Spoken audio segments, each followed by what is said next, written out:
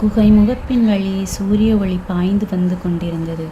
அப்போது ஓரத்தில் இருந்த பாறையின் மீது ஒருவர் உட்கார்ந்திருப்பது தெரிந்தது. கண்களை கசக்கிக் கொண்டு பார்த்தார் கபிலர். முகம் தெரியவில்லை. நெடு உயரம், திரண்டு விரிந்திருந்த தோள்கள் உடல் அமைப்பின் கம்பீரத்தை சொல்லின. கபிலர் எழுந்துவிட்டதை பார்த்த அந்த மனிதர் முன்னோக்கி நடந்து வந்தார். முழு சூரியனையும் அவரது முதுகு அடைத்திருக்க பின்புறம் இருந்து சூரிய ஒளி பீச்சி எடுத்து கொண்டிருந்தது. தோள் பட்டையில் விழுந்து சுருண்டிருக்கும் தலைமுடியின் வழியே பாய்ந்து வரும் ஒளி மேல்படர கபிலர் கையூன்றி எழுந்தார். மஞ்சள் ஒளியால் கண்கள் கூசின. ஆனாலும் காட்சியின் அபூர்வம் அவரை இமைக்கொட்டாமல் பார்க்க வைத்தது.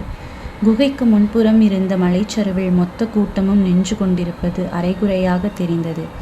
எட்டி பார்க்கும்போது முன்னகர்ந்து வருபவரின் குரல் குகையெங்கும் ஒலித்தது. முதல் நாளே கால் தசை பிறண்டு விட்டது.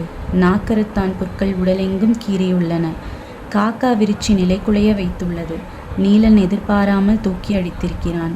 இவ்வளவு தாக்குதல்களையும் வலியையும் தாங்கியபடி விடாமல் மலைகள் கடந்து வந்திருக்கிறீர்களே, இனியாவது உங்களை எனது தோளிலே தூக்கி செல்ல அனுமதிப்பீர்களா?